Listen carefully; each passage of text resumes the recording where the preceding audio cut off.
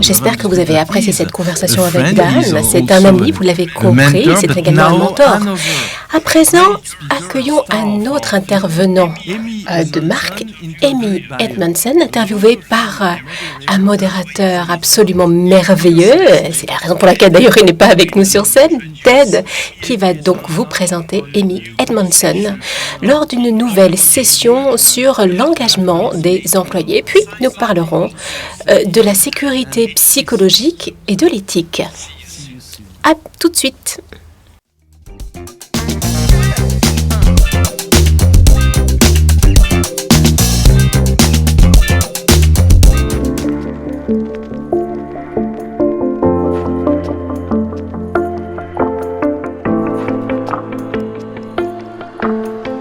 Hello everyone, I'm very honored to open up our first session of the Human Advantage Conference about employee engagement with our fantastic speaker, Amy Edmondson.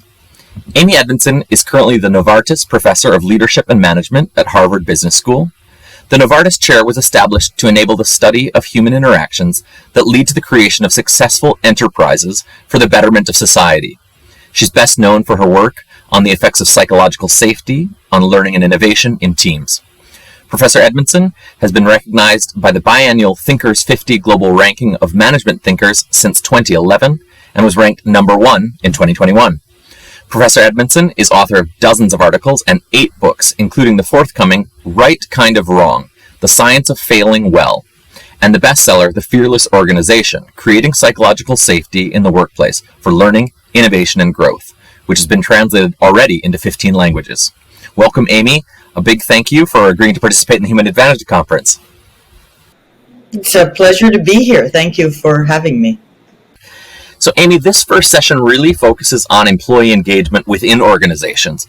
Could you start by explaining your perspective regarding why the vast majority of public or private sector leaders consider employee engagement a key factor for performance, while at the same time, many employees don't necessarily feel so engaged?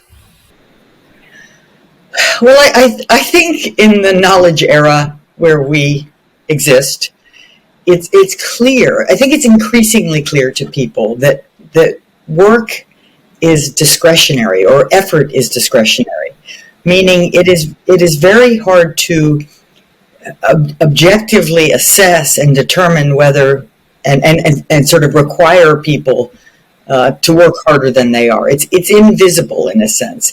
The degree to which you're putting your creativity, your heart and soul into the work is utterly discretionary. You can almost think of it as a volunteer effort. And I think people recognize that, and they want people to feel engaged. They want people to care. They want people to really be trying to do the best they can with their colleagues. And that can't be taken for granted. Yeah. And do you think that's true, Amy, whether I'm working in a corporate, headquarters somewhere in an office park, or whether I'm working at a fulfillment center in a distribution factory? Is it only for us knowledge workers, or is it across the board? Well, actually, I think most work today is knowledge work. Right? Even work that we might think of as more hands-on usually requires a lot of judgment and discretion. So I think it's true. I think it's true for nearly everybody. I mean, let's put it this way: there's very few jobs that are objectively measurable real time, where you can just sort of say real time is that person, doing the best, or at least a very good rendition of that task. There's always the potential for people to do more, think harder, be more sort of engaged, more ingenious. So I think it's more or less true for everybody.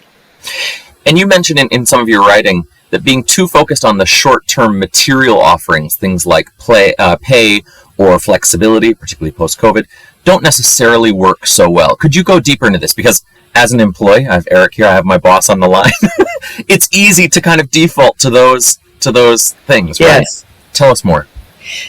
Yes, first of all, it's easy to default to those things because they are the easiest to alter. They're material. You can literally make a decision today to change some policy or some pay scale.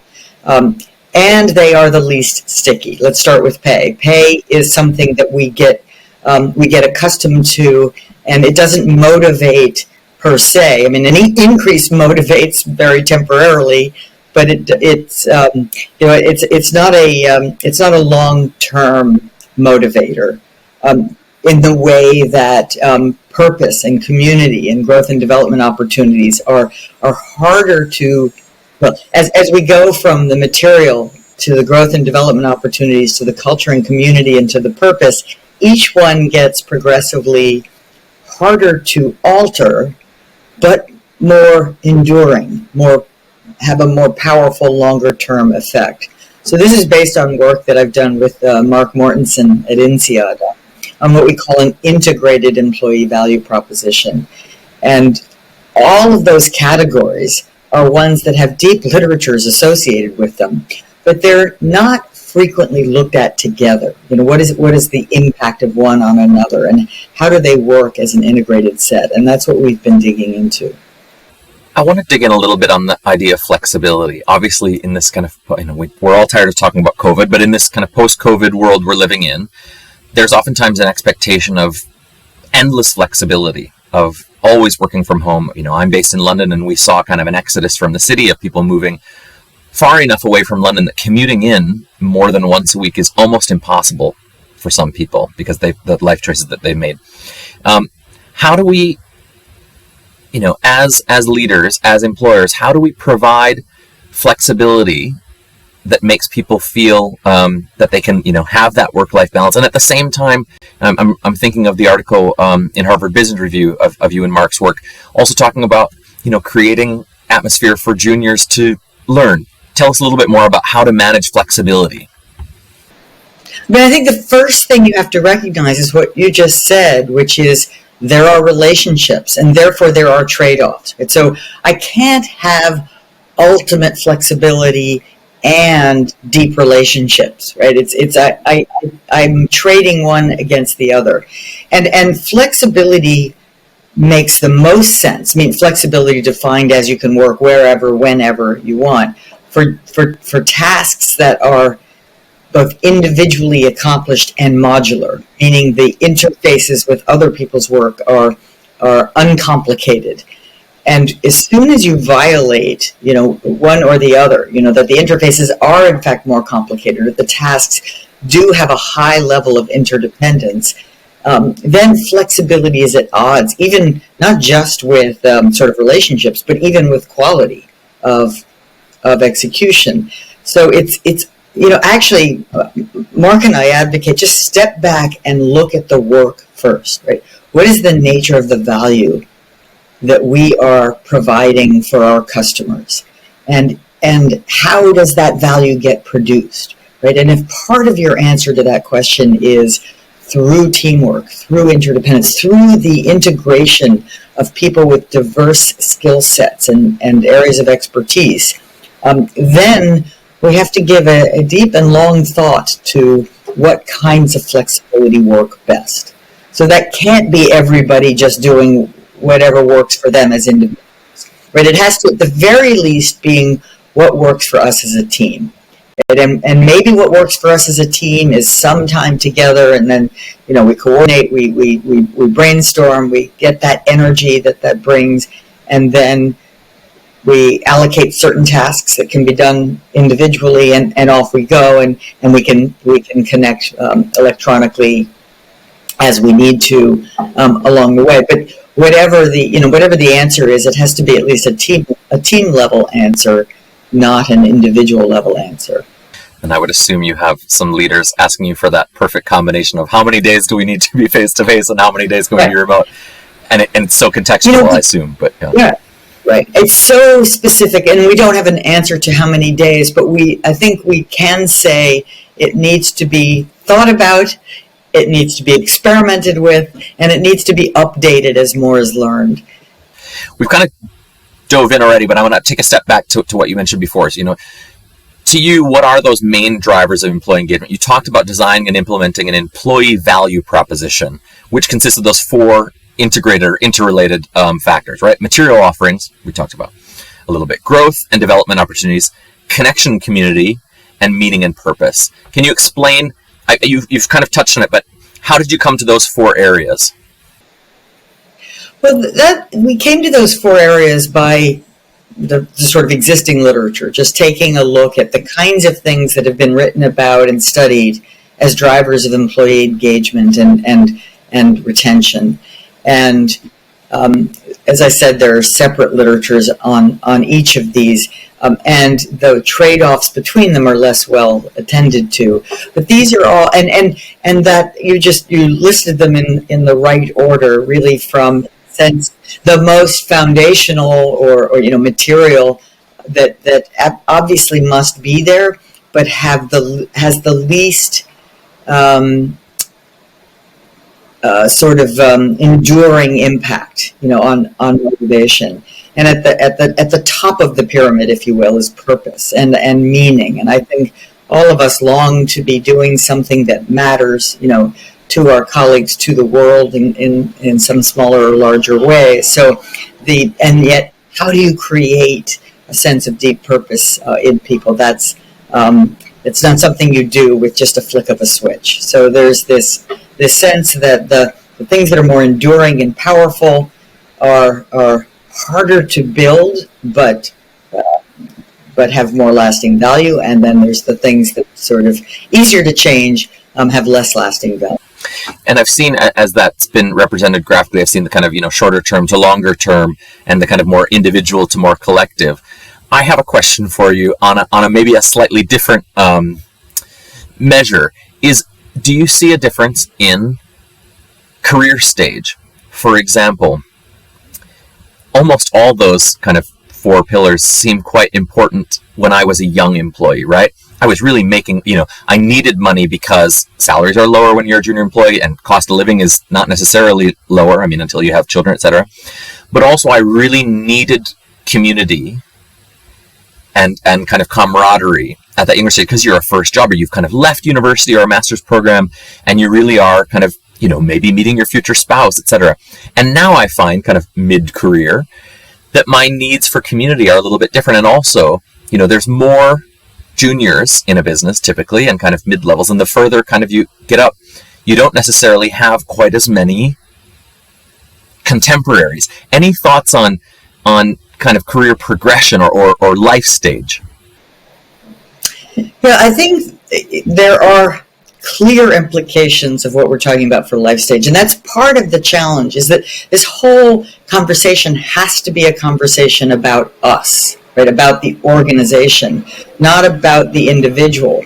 Because on the one hand, people at different career stages, let's say lower level or more junior career stages, you need more mentoring, you need more learning and development, more advancement opportunities. You maybe care more about the material, although that's, I think that's at least malleable in a way that we can talk about. But the problem is, if you care about the enterprise, then you have to care as much about what the junior people need as about what the senior people need or want. And there will be sacrifices, right? And I think in a way over the last decade, maybe more, we've become less comfortable with the idea that I sometimes have to give, not just take. That there will be sacrifices. I won't have my perfect setup all the time for me, because that wouldn't work for you. But I can get pleasure and meaning from knowing that I am helping you, or that I am doing things that are not maybe ideal for my perfect lifestyle, but are helping our enterprise do well in creating the value that we create. Yeah, because I think, it's easy to think of kind of an old adage like it's lonely at the top, and think that only makes sense for presidents and CEOs. But even within a team, you could be the head of marketing of a not that big business, but you don't necessarily have somebody who's a contemporary. And I think what we find in some of our work is that you can find some kind of lonely souls within an organization at a mid to kind of senior career level who are missing that sense of real community that drives a lot of the meaning of having contemporaries. I think that's right. And this is where it's important to reach out to people like maybe in your same role, but in other functions, and build those networks and build those relationships, which also, by the way, help with the sort of cross-silo collaboration that is so essential in most of today's businesses and public sector organizations as well. So we Coming back to this idea of these 4 factors really being not just integrated, but interdependent, tell us, what are the risks? What could be dangerous of not thinking about all 4 and just, to your point earlier, just kind of really delivering hard on one of the pillars, but maybe neglecting 2 or 3 of the others?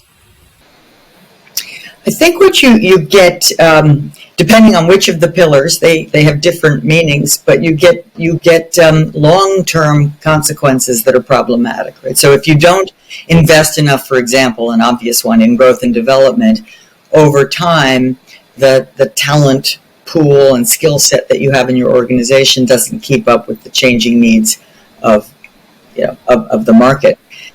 And if you start to erode the connections in the community, people just care less. They care less about each other. They care less about what we're doing here together. They're more vulnerable to, let's say, maybe a slight salary increase offered by another organization. Well, why wouldn't I leave? I don't feel any sense of loss or any sense of connectedness to you. If we neglect purpose over time, people just stop. They lose some of that intrinsic motivation to do a good job.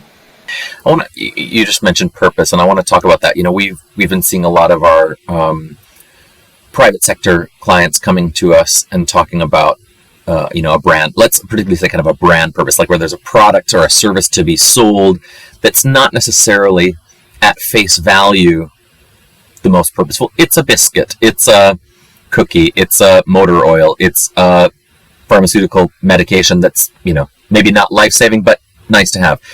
This idea around purpose, any pointers on how to really activate employees to rally around a purpose so that it has meaning? Because work is work, right? And the vast majority of us are spending a large part of our day answering emails, getting back internal project timelines. It's quite easy to feel removed from that purpose. Any pointers? Well, I think you're absolutely right. And sometimes I think the idea that work is work gets lost in this conversation, right? Work is work. It's supposed to be work. It's supposed to be a little bit effortful, and there is some sense of satisfaction from that, right? I worked hard and I saw something happen, or I saw that I made a difference in your life. Now, one of the case studies that Mark and I included in our research was WD-40, which, talk about motor oil, or it's not exactly a sexy product. It's not exactly one that it's not patient care, and yet there are very few organizations with higher engagement and higher sense of mattering to each other, to the world. They've talked themselves into believing that this very ordinary product really matters, is sort of well used in households around the world. And that's just the sort of almost extreme example. But I think in terms of pointers, I think it's about making sure first that you have a reasonably good answer to the question, why does it matter that this organization exists? And if you truly cannot answer that question, get out of the way, because it's got to matter. And maybe your answer is it matters because these are jobs that affect families and communities of our employees. But I think you can do better than that. I think you must do better than that. Right? There's got to be some answer to the way that your products or services are making people's lives better, right? In some, maybe biscuits, fine, right? It's maybe not the healthiest food to live off all the time, but can brighten your day or your meal a little bit. But you've got to believe it, you've got to have it, and you've got to help other people see it. Because I think one of the deepest desires in us is the desire to matter. We want to matter to each other, but we also want to matter in some small way to the community. And when it comes to taking these 4 pillars into an integrated process or interrelated process, any pointers on how to kind of make that engaging for the long term? We see leaders, we see organizations kind of come in guns a-blazing, new purpose posted on the wall, get some senior leaders out there to talk about it, and it kind of becomes an event? And how do we make sure that that process lives in the organization so that it actually has, the long-term effect on employee engagement, as opposed to just saying, oh, we all had an afternoon where we, got excited? Honestly, I don't think there's a perfect answer to that question. I mean, I think it's about it's about setting that stage, as you described, in a variety of ways, and then the constant reinforcement, the constant just feelings of and experiences of connection, the reinforcement, the reminding of why we're glad you're here, why we're glad you're here, and what it is we're doing together, and inspiring people to want to do it better. We're doing this, we're doing what we are doing today, and we're excited about finding ways to do it better. Amy, obviously, we've been talking a lot about employee engagement, but I want to also kind of turn back a page on your career to what probably most of our audience maybe know you most for, which is really this concept of psychological safety. And for those of you who aren't familiar with this concept yet, or who haven't read your work yet, how would you define psychological safety for our audience? As a belief that the context is safe for interpersonal risk-taking. And by interpersonal risk-taking, I mean behaviors such as speaking up with an idea, admitting a mistake, asking for help, and even experimenting, right? Experimenting. So these are all behaviors that I think you readily recognize as learning behaviors, your own and for others. And yet they bring interpersonal risk. Each one of them brings the risk, small or large, that others might think less of you for them. And most of us will spontaneously hold back, right? It's just much easier to be quiet than to speak up. So it's natural to hold back. And yet that puts our team and ultimately our organizations at risk. So psychological safety describes an environment where people feel not that it's easy to take these risks, but that it's expected. Right? That it's expected. So beyond possible, it's expected. Okay. It's expected, right? It's sort of what we do because of what's at stake, right? Because we care enough to take interpersonal risks so that, our customers don't experience those risks, or our colleagues don't experience those risks. I mean, there's an immediate and obvious relationship between psychological safety and employee safety, right? If people are not speaking up about small hazards or challenging someone doing an unsafe action, for example, people get hurt, right? And so it's, it's most of the complex, uncertain things that happen could have, and especially the ones that lead to failures, could have been prevented had people felt more able to speak up. To do so. And I'm going to ask you kind of a double-barreled question. Do you have any idea of the kind of proportion of organizations where you think employees actually are experiencing psychological safety? That's kind of question number one. And question number two is, do you think there are any particular sectors or industries that do a better job of creating psychological safety? Well, I think the answer to the first question is no. I don't have systematic data, but my intuition is that psychological safety is difficult and therefore more rare than not, right? I mean, really creating environments of candor and learning and, holding each other to account in various ways are not the norm, certainly in most workplaces. So I think it's best to assume it's not there and be constantly working to help build it. Now you're going to have to remind me the second question. And the second question is, are there any industries or sectors where you feel do a better job of creating psychological safety? I think, well, again, I don't know of any industry or sector that's uniformly good at it, but I think there's been a great deal of attention to psychological safety in healthcare delivery over the last 15 years, especially the last, I'd say, 5 years. It's just a lot of attention, a lot of recognition that this really matters. It is also true in high hazard industries, aviation, passenger air travel, energy oil, where there's a lot of opportunity for people to get hurt. There's been more attention to making sure you have an environment where people are not holding back. Yeah, I know our team at PVA Nudge Consulting in France has worked with a nuclear power company, which the first objective set by the client was to reduce workplace accidents. But of course, we utilize some of your work to also say, within that psychological safety, for someone to say, I know you have an important visitor, but that visitor is not complying with, whatever they need to be wearing. Exactly. Yeah. Making status go away, hierarchy go away in the service of safety, and that's very consistent with psychological safety. And that makes me think. I mean, I'm American, like yourself, and I'm based in London now, but I spent 15 years of my career in East Asia, and I'm also thinking there's a real element of cultural context around psychological safety that, in some of the countries and in some of the organizations in some of the countries where I have either worked or been a consultant to, speaking up is really different because of hierarchy, because of cultural norms. Any thoughts on that?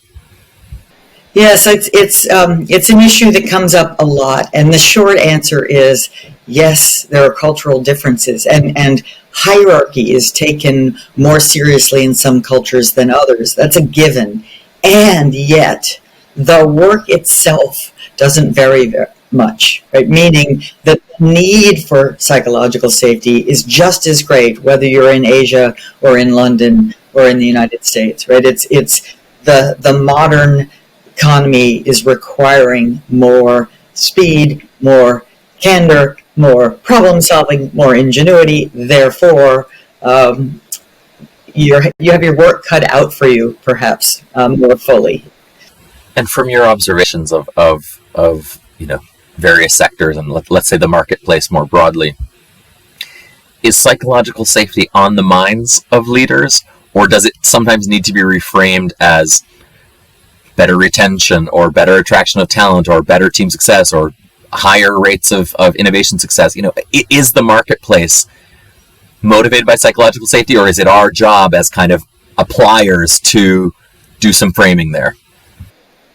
I think it is rarely motivated by psychological safety, and frankly, that's okay. But because to me, psychological safety isn't the goal; it's sort of the means to an end. If you want to be a learning organization, by which I mean innovative, adaptive, flexible, able to keep adapting to the challenges out there, I think you need psychological safety. And I think there's growing recognition of that, but there's also, as you can imagine, many areas of misunderstanding, where psychological safety is seen as, comfort or job security or, happiness. And it's not those things, right? It's in fact, it's hard. Psychological safety is challenging because learning is challenging. Most of us will spontaneously choose being comfortable over learning, right? Learning's hard, but we need to choose learning both for ourselves and for our teams and organizations. So higher awareness, but also misunderstandings. And the motivation generally doesn't come from psychological safety or becoming a psychologically safe environment. The motivation comes from we want to be an excellent organization that's competing effectively in a challenging marketplace. Right. In our audience, the Human Advantage, Amy, we have practitioners and business leaders, and we'll go into details in a moment with Antoine on discuss that Novartis case, but can you share any kind of process you recommend to a leader to successfully strengthen psychological safety within the organization? There are kind of one or two kind of hot tips to, from the top that can help them create or start to create a momentum towards psychological safety.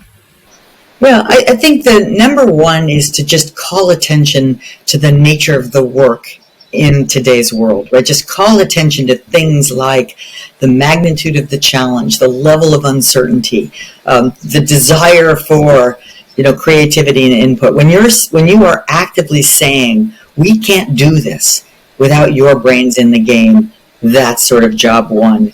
And with that messaging is a real demonstrated humility, right? Which is it's not false modesty, it's humility. I don't have all the answers. We don't even have all the answers, but working together, I'm confident that we can make amazing things happen, right? So it's a kind of humility to say aloud what we don't know, why it's challenging, and then a proactive drawing in of people's voices and ideas. I need to hear from you. I'm excited about what we can do together. So it's a lot about messaging, and then of course setting up structures and systems that make that possible. Right? If I say I really need to hear from you, we need to work together, we've got to have systems and structures that allow us to do just that.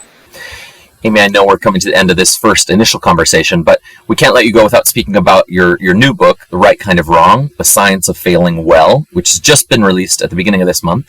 I'd like to create some curiosity and interest for your book. Can you tell us the purpose of this book versus some of your past writing? What do we need to be reading? Yeah. Absolutely. Well, it certainly builds on psychological safety, but the idea here is that there's almost two camps, right? There's the fail fast, fail often camp that says, hey, failure is this great thing. You should have a failure resume. You should have a failure party. And then there's the other side saying, wait just a minute. I live in the real world, and in fact, we can't fail over here. And of course, they're both right and they're both wrong, and neither one is very nuanced. So the point of the book is to say there are different kinds of failure. Only some, which I call intelligent failures, are good. They are in new territory, hypothesis-driven, as small as possible, and in pursuit of a goal. And those are the kinds of failures we need not fewer of, but more of, and we need to learn how to embrace them. And we need to do best practices for reducing basic failures and complex failures. And there's plenty of information about that too. But I suppose none of this can happen absent psychological safety, for speaking up to prevent preventable failures, but also for raising wild ideas and experimenting. I talk about elite failure practitioners as, inventors and scientists and celebrity chefs and elite athletes, the people who understand deeply that failure is necessary toward great success. And I'm trying to help all of us, everybody dance a little bit more lightheartedly with failure of the good kind. But I think that's that distinction is important, because I think that kind of fail fast, fail often has become a slightly trite mantra when people don't actually really mean it all the time. Right. Yeah.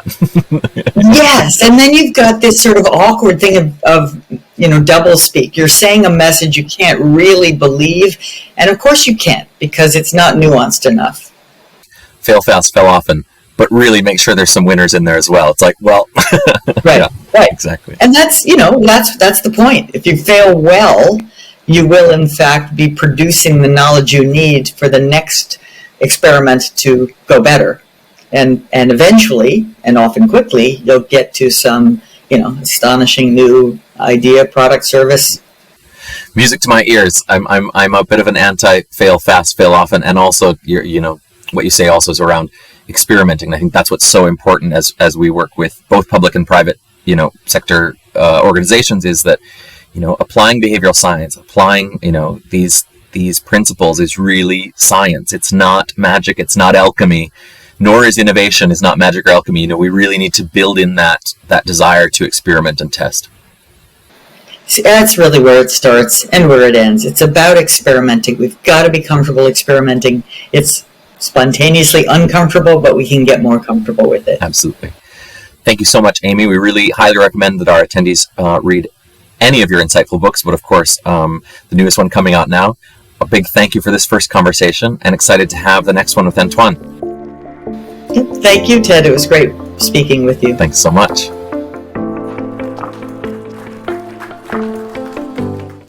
So, as you could hear me allude to in the conversation with Amy, we're going to carry on this topic of around employee engagement. That was really the theory, the kind of thinking behind it, and now we want to see it applied in a real case. So, next up is fostering psychological safety in teams, the why, the what, and the how. This is a case from Novartis with Professor Amy Edmondson, who you've just met, and Antoine Ferret. Eric will be leading that one, so you'll hear him introduce this topic in just a minute.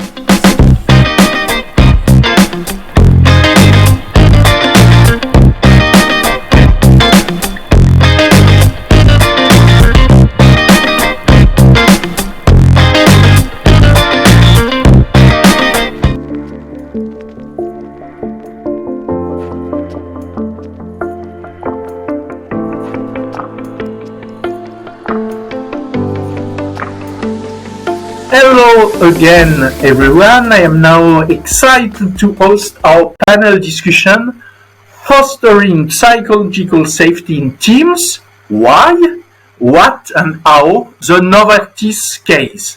And I have the pleasure of being the moderator of this fantastic roundtable.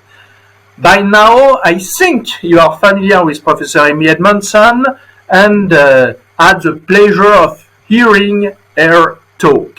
Now we will delve into a concrete application at Novartis. So let me start by introducing our second panelist, my friend Antoine Ferrer. Antoine is a global head of behavioral and data science, ethics, compliance. So that's a lot. You will have a lot to share with us, Antoine, I'm sure. Antoine is a recognized behavioral scientist and an expert in organizational transformation.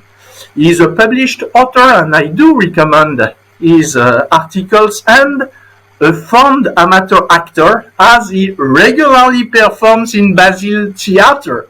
That may be why he is a so good and engaging speaker, as I think you will soon discover. I know it because he was part of our Human Advantage Conference last year already. So welcome, Amy, and welcome, Antoine. Nice to be here, Eric, and with you, Amy. And you certainly raised the expectation right away. So yeah, very high expectation. So, and my objective is very clear today. As I mentioned, to delve into the core aspect of the research, the practical for our audience implication for organization, and the real-world challenges and solutions in promoting ethical behavior, which is your purpose, and psychological safety within workplaces. So maybe I would like to start with you, Antoine, for our first question about the context of this research. What inspired your research on fostering ethical conduct through psychological safety, which is, I think, quite innovative, but we will know more after with Amy perspective. Why did you feel this topic was important to explore, and why psychological safety in relation with this topic? Thanks, Eric, and that's certainly an excellent question to kick us off. And funny enough, as Amy, we initially didn't actually set to work on psychological safety, right? That wasn't one of the goals that we had, that we have to do something with psychological safety. The context and the problem was slightly different. It was then close 4 years ago already, and then we were, as a company, Novartis, in the midst of a cultural transformation, and in particular with the creation of the new ethics, risk and compliance department, where we wanted to look at our code of conduct and the code of ethics, and we wanted to find new ways and innovative ways of making sure all associates around the world do what's right. And so we're in the middle of like a new code of ethics launch. And then I was brought in as a behavioral scientist to try to understand what can we do compared to traditional approach to make sure people do the right thing, even if when that's the right hard thing to do. And then from there, we started to ask a couple of questions, which is, nice, you want to roll out that code of ethics, but what behaviors do you want to change? What actual problem are you trying to solve for? Right? And then, we started to pull the thread there. Oh, yeah, we want people to behave ethically. Okay, sure. Across 100 countries, 400,000 people. Right. What kind of evidence and data do we have about ethical or unethical behavior in the organization? Right? And so we started to look at this, and then we realized we have a lot, but we don't have anything solid in terms of understanding not only what are actual unethical or ethical behavior, but also what are the drivers of the ethical behaviors, unethical behavior, the ethical climate. And so this is when we turned into, the established science, and we look at what are the drivers of ethical behavior, what are the derailers. And there was many things in there, and I'm sure we'll come back to that, organizational justice, sense of fairness, sense of agency, loyalty, goal conflict, and psychological safety. There was a good intuition there, right? Seems to be logical. Say, maybe it probably is a good thing for people to be and just be able to just be themselves and say what they think when it comes to ethics, right?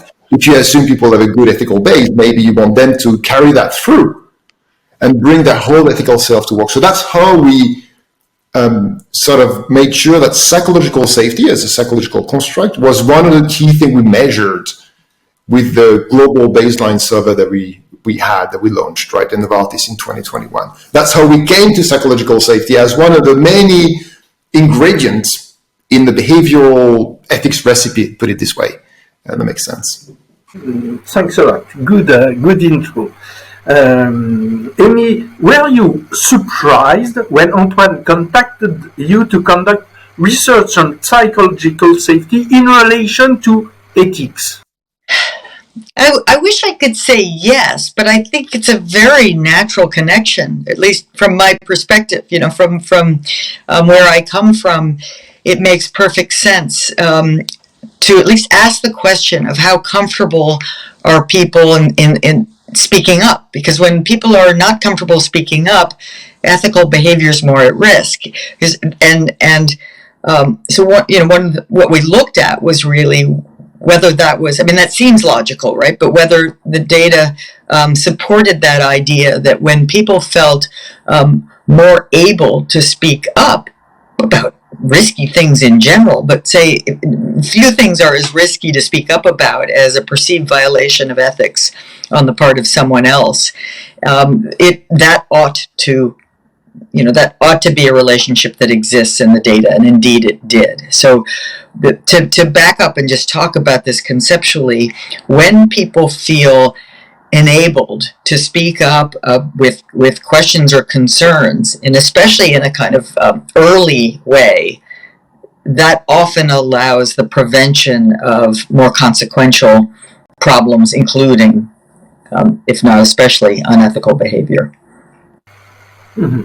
So for you, from the very beginning, you were persuaded that it was relevant to study ethics and to think to better understand ethics with this concept of psychological safety. Yes, indeed. And I thought it was exciting to have the chance to do that with Antoine's colleagues. He's got an amazing team of data scientists who are just really thoughtful and curious and smart, and so it was a great opportunity to collaborate. That's very kind, Amy. And then, to pick up on the theme of, I think I'm sure we'll come back to that maybe, and if not, at least I just want to, underline that point that, yeah, it seems to be very intuitive, right? In a way, a lot of the research that we've done is really, once you know the result and you have proof of that, you can go back and say, well, yeah, that doesn't sound really groundbreaking, right? It's a bit like if you leave the window open in winter, it's going to get colder. Sure, but hold on, because it's one thing to know that, it's the other to know, hold on, how do I get the window closed? What's the, or if I put fuel in my car, you start driving, hold on, what kind of fuel, where, when? So it's all about how do you actually, to your point, Eric, in the intro of that conversation, it's about what can we do precisely about this and what evidence do we have? Because of course, from the high level, it's kind of seems natural, it seems to be the right thing.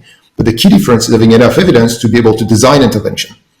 And I think that was a real sort of angle we try to take. Yeah, Antoine, now I think it's very important for our audience to understand this study very concretely before we start talking about results and from the result what we can do to ensure the relevant behavior in relation with ethics. So could you describe this study very concretely? What was the objective? Who were the participants? What were the main questions asked? And how did you work with Amy regarding all these key elements?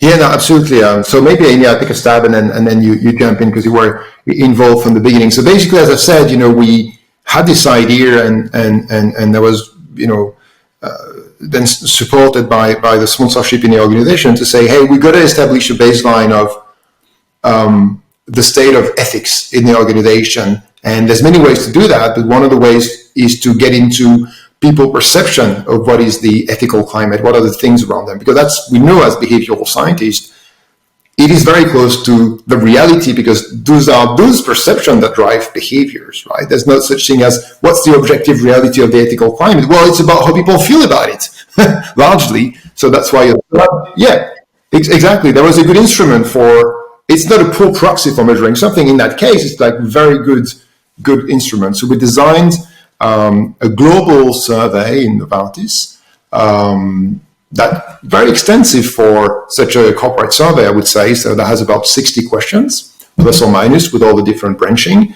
And then the audience for the survey was everybody working in Novartis, internal and then long-term external. So that was about, at that time, 150,000 people. So large number of people, translated in 15 languages. You can imagine all the logistics around that, but that was sort of the scope. And then within the survey, importantly, and then Amy could also talk to that, there's sort of two key parts of the survey. One is about, let's go back the chain of causality and look at the drivers, derailers, determinants, things that are important in terms of psychology that tend to be related, associated with behaviors, right? So psychological safety was one thing that we realized, okay, we could have this. I mentioned a few others: goal conflict, sense of control or agency. We had loyalty as a construct at the beginning, which we dropped because it wasn't really having any effect. Fairness and trust, well-being. So all the things that kind of define what it feels to be working in the organization, right? Loosely, that's what that is. And so that's one side of the survey, which is using established scale where we can for those constraints by slightly dropping maybe a couple of items, simplifying because we got to fit the corporate constraint. And this is where we work with Amy to look at the original scale that you developed, Amy, the 6-point scale, and then we adjusted one of the questions, I believe, right? We dropped one of them, replaced, so we could make it even more fit for the purpose that we had. And then briefly, the other side of the survey, of the study, was then perceived behaviors, perceived outcomes. So it would go like this, right? So you being asked a bunch of questions about how you feel about certain things, of course in a smart way, not directly, right? Something in a way that is robust. And then there will be a question about, okay, in the last 12 months, in the last 6 months, how many times did you see something that you felt was unethical? 0, 1, 2, whatever. Okay, you saw something. Okay, what kind of category was this? How would you categorize it in a very layman term? What did you do? Did you speak about it? Okay, to whom? Oh, to your manager. How did he or she react? How did he make you feel? So then we pull the thread about what people do when they see something, to who they speak, who they feel, do they feel it's resolved? And that's the whole survey. And then you can imagine, we'll get into the research we've done, then you can compare within the survey, on the left side, the levers that you have and the component of the ethical culture to the outcome within the survey about what people say they see, what people say they do, what people say they feel, right? So that's really basically the setup of the way we generated evidence to be able to say something meaningful in that way about psychological safety and speak up behaviors and how people feel about that, and ethical behavior in general as well, as we know, right? So, Amy, anything you want to add there that I might have glossed over? No, I think that's wonderfully detailed, and I want to emphasize again this notion that the perception of ethical climate is ethical climate, right? That's so important. It's the same for psychological safety. Perception of psychological safety is psychological safety, right? If you don't believe it's acceptable to speak up, that effectively shapes your behavior, because you're not going to do it. You're not, people don't sort of deliberately engage in behaviors that they think will harm themselves. What I did think was particularly special about this study was sort of asking concretely, did you see something unethical? Did you speak up about it? Right? There's there was really sort of robust metrics there about behaviors. Mm-hmm. Yeah, very clear. I think now the study itself is very clear. Antoine, before we go into the detail for some very important, I think, output results, could you describe again for our audience the, let's say, 3 main results? Thanks. So if I had to pick like 3 of them, or a handful of them, I think the first one, the very basic one, right? The on the face of it is that psychological safety is key in defining what's the, I don't know, you want to call that, the ethical culture and ethical climate.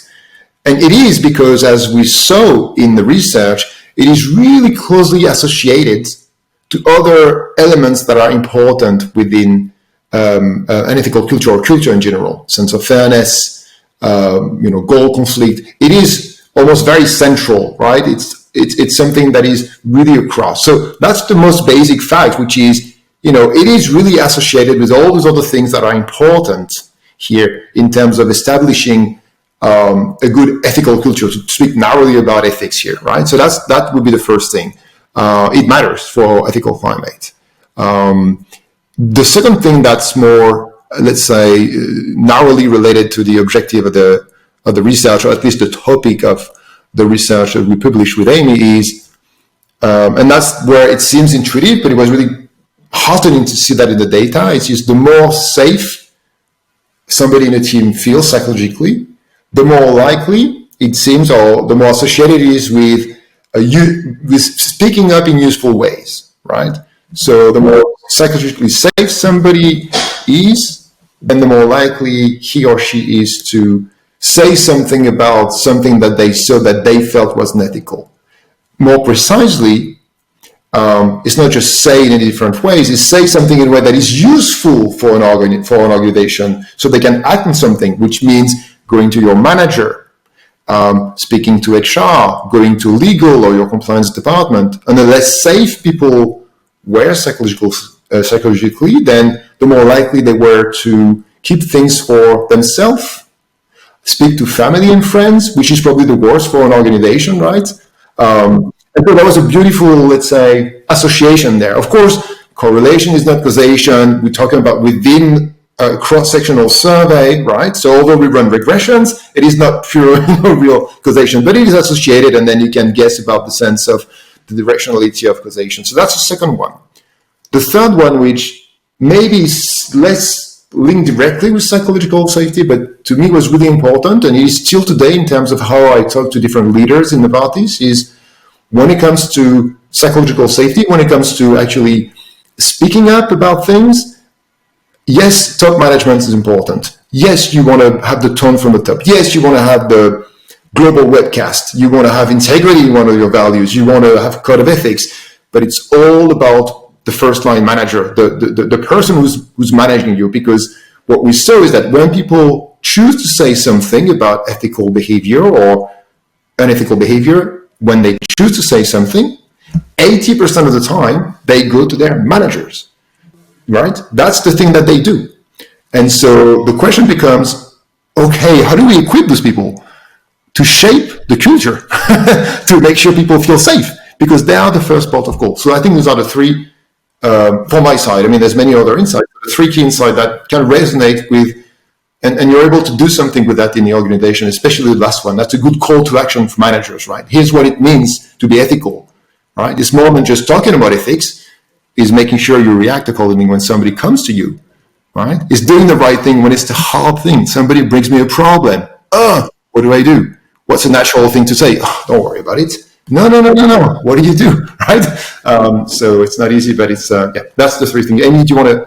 Yes, I agree, of course, wholeheartedly with all three of the reasons, but the third one is one that I'll double down on because it's so consistent with other research. It's what we find in just not ethical climate, but research on psychological safety climate is that the variance really lives at the group level, right? That within even, say, a large organization like Novartis, we see real differences across groups. So that implies, and I think it's consistent with the empirics, that the top matters but isn't 100% determinative, of course.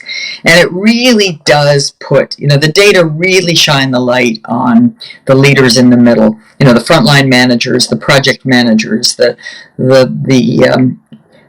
team leaders, the country managers. I mean, it depends on the size of the entity, but we look very much as human beings, we look very much to the local leader, the sort of most proximal source of authority and status as the climate shaper. Our social construction of what's true, what's acceptable, is far more influenced by the people that we can sort of see and interact with than by the more distal influence at the top.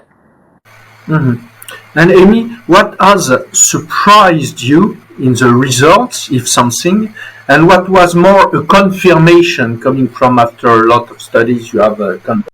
I think the results, it's like Antoine said, in retrospect, I think much good research has this quality that in retrospect it seems somewhat obvious, and it's still reassuring and valuable to have some empirical support for something that seems to make sense. So I would say, I'm not sure there was much that was surprising, but it was delighting, if that's a word, right? It was delighting because to see the real associations between people's reported not only willingness to speak up, but their actual actions that they were taking. That was something that varied, and that varied in sensible ways based on local climate is pretty important, I think. And it does suggest that the action has to be, as Antoine said before, in shaping the behaviors and the skills. I really want to double down on this idea of skills of the managers. Anyone in a people management role or project management role of any kind, they need serious interpersonal skill, the skill to react thoughtfully to a surprise, to something that's unpleasant or unexpected, and they need to really embrace that input, with a spirit of curiosity and willingness to do the right thing, kind of learning oriented, development oriented. When in their, they would far prefer to know that things are just going along as they should.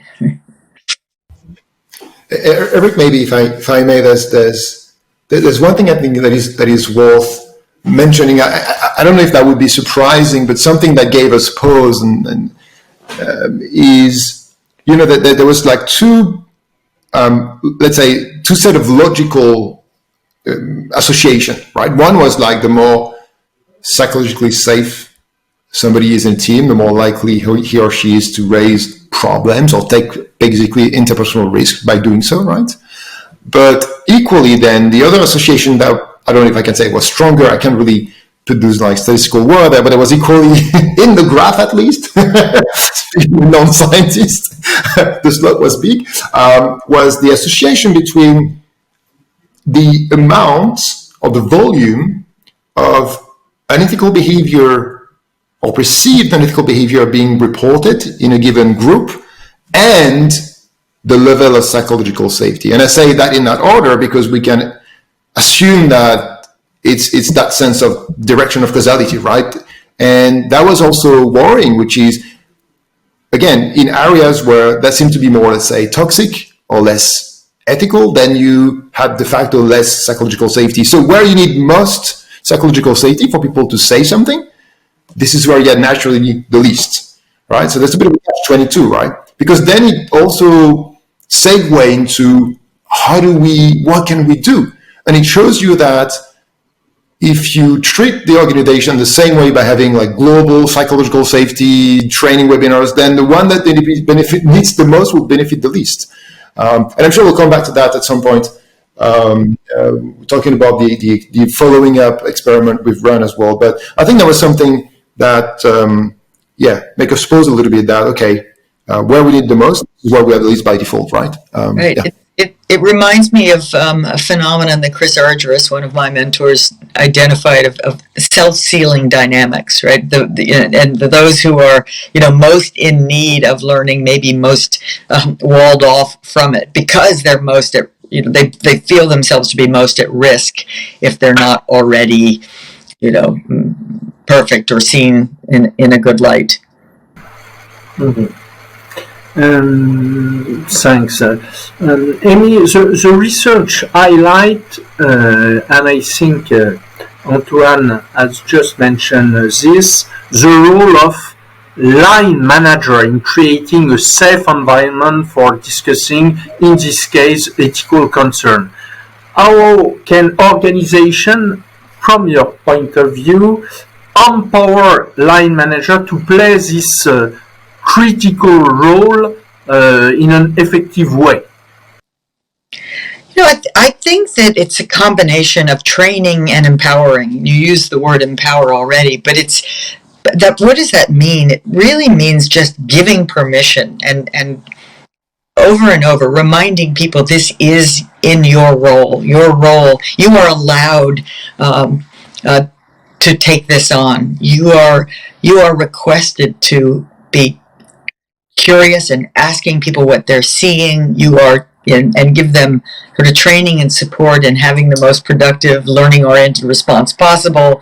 Because the worst thing that can happen is someone takes the messaging seriously, they speak up honestly about a problem or a concern or an ethical concern they have, and they get shut down, right? Because there's an asymmetry there. You take that risk once, you won't take it a second time. Almost a single harsh negative response to a courageous act is enough to have that not happen again for a very long time, if ever. So providing people with the training to have a thoughtful response is really important, but also the empowering, the sending of the message that this is your job and it matters. No, I think it is absolutely critical. Amy, there is something which was, I think, very interesting in this research. A study revealed that psychological safety is not uniform across different regions. Was it surprising for you, or more a confirmation and something you have already observed in other studies? It was more confirmation than surprising. Right? This is something that's widely discussed in an informal sense, that there are differences in sort of appropriateness, perceived appropriateness of speaking up across cultures. And I would say our data were quite consistent with those expectations. Still, it's very powerful to have that kind of robust data. And now, what do you do with that finding, right? What do you do with the finding that says you may have higher hurdles to climb in some cultures than others? My answer is you roll up your sleeves and get to work, because you don't have the option of saying, oh, it's harder here, so we'll do less of it. No. In fact, if it's harder here, we have to work on it even more, steadfastly, because of what's at stake. And what's at stake is everything from worker safety to ethical conduct to, production and innovation and excellence more broadly. So I think it helps people understand what they're up against, but it doesn't mean you can't build a tremendous learning-oriented, candid culture within the four walls of your organization that is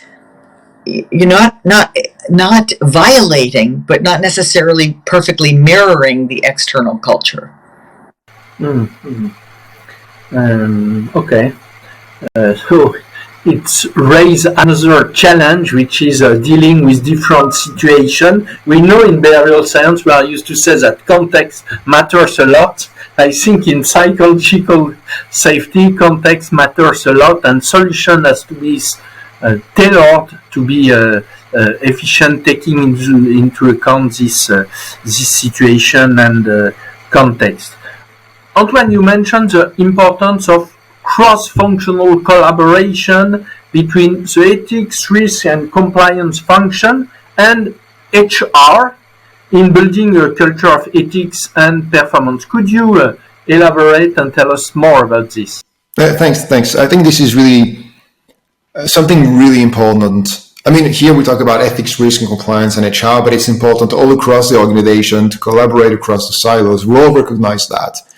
Here, I think the simplest way to explain as to why that is important, if we look at, let's say, social science and behavioral science, is to say that those drivers and derailers of behaviors, they don't stop at the border of a department before they cross to another department. they are shared universally across all the functions. And so if you want to effectively work with sense of fairness, if you want to work with psychological safety, if you want to work with goal conflict, it's not a function might be leading, let's say, the charge in designing, but it would only work if it's lending in terms of how people experience it, right? If you want to change how people experience things, not just talk about it, then you have to make sure it reflects in the reality of the processes, the system, the day-to-day, which is then owned by many different functions, right?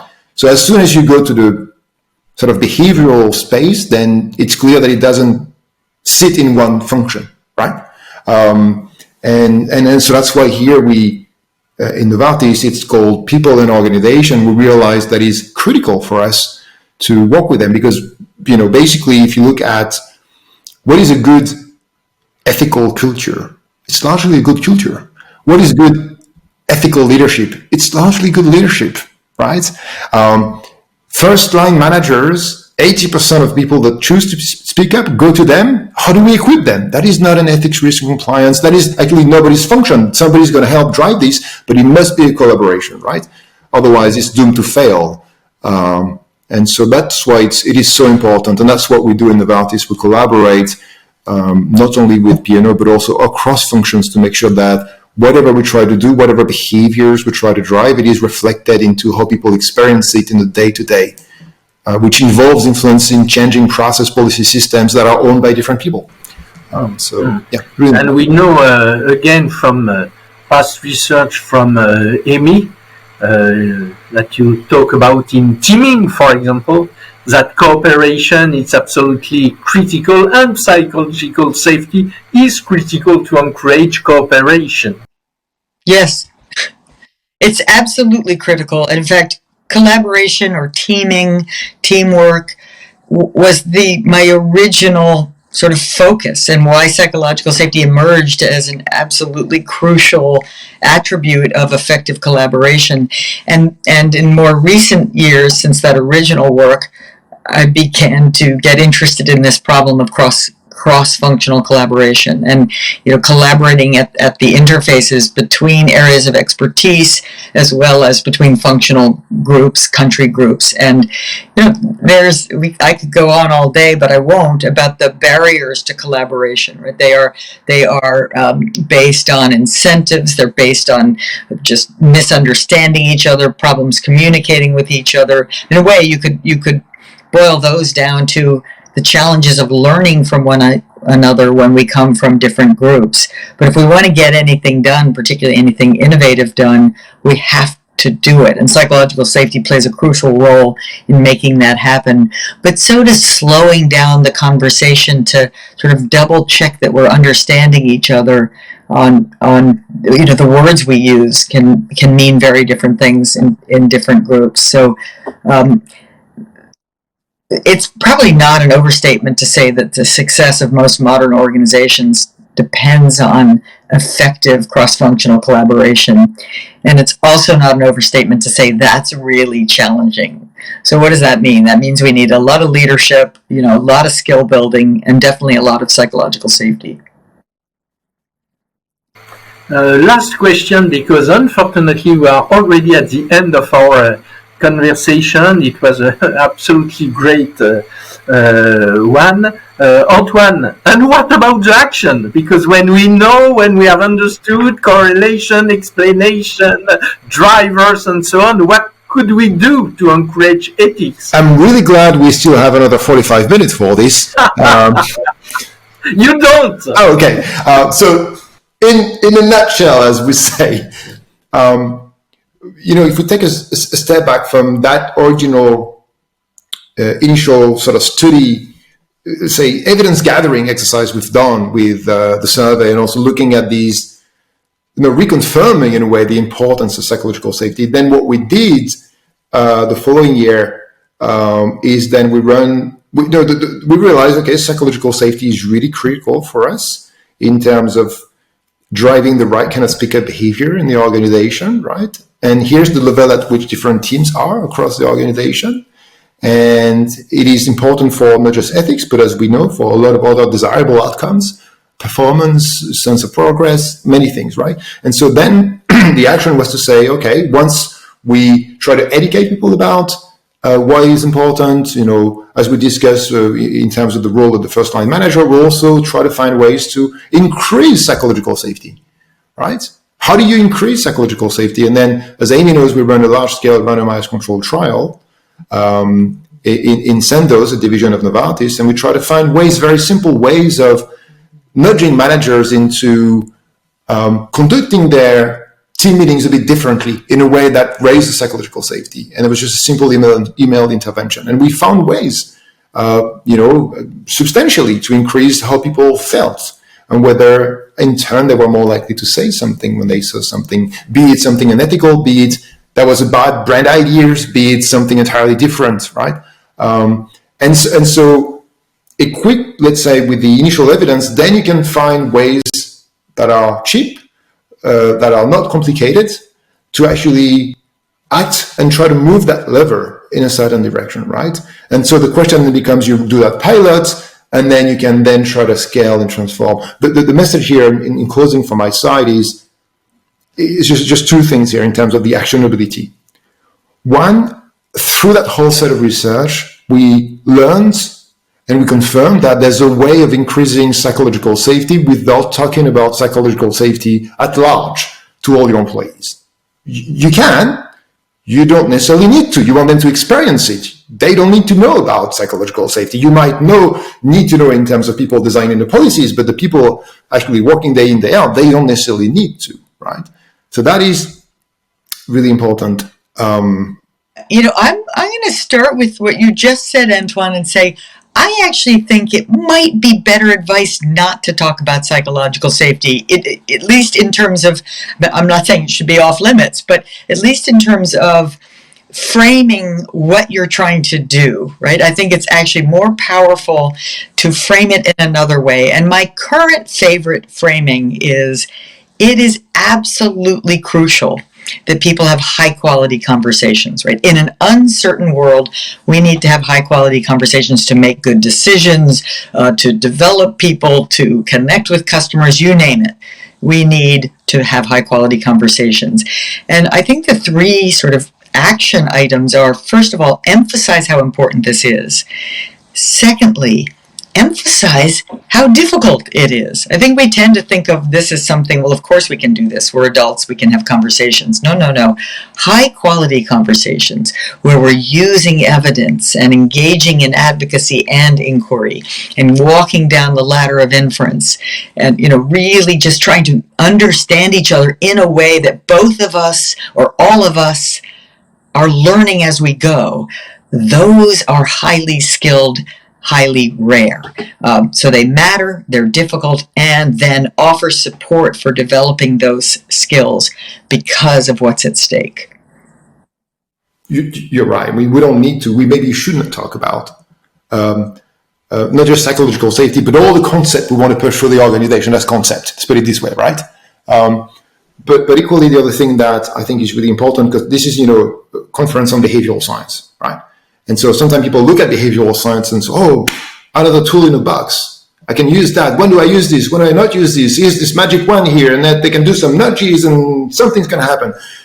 What it reflects here, the whole experience we've had with that theme is, when we did the randomized control trial, we managed to increase psychological safety for different teams with different intervention by, I think it was in between 9 to 20%. It might be small, it's not that small, but it might feel, it doesn't, feel like, wow, all this for that.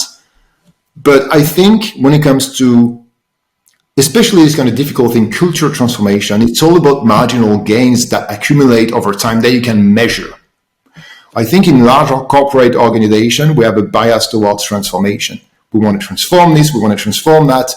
And imagine it's a bit like we're trying to find the 4 aces in the deck of cards, and our strategy is to say, we're going to shuffle the deck. And then, oh, no, still not the aces. You want to take one card at a time. It's a bit slow, it's a bit long, but it works. And I think the scientific approach is about that, right? It's not about transforming. It's not about, sometimes you have to transform, yes, but it's about slow marginal gains. And in that space as well, I'm sure you'll agree, Amy, it's better to increase 5% a month, 5% a year, measurable way, instead of launching a whole new campaign and then nothing happens. So I think that's something that is really close to the approach that we should take and that we try to take here.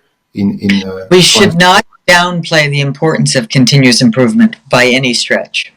Right? And, a small difference in psychological safety might just lead to a shared idea or concern that otherwise would not have been shared, and that in itself might have huge implications. Mm-hmm. Maybe a very last word for you, Amy. We know, thanks to your work, how psychological safety is important for team success, for innovation, for learning. Now we have just understood why it is so important for ethics. We have a lot of leaders in our audience.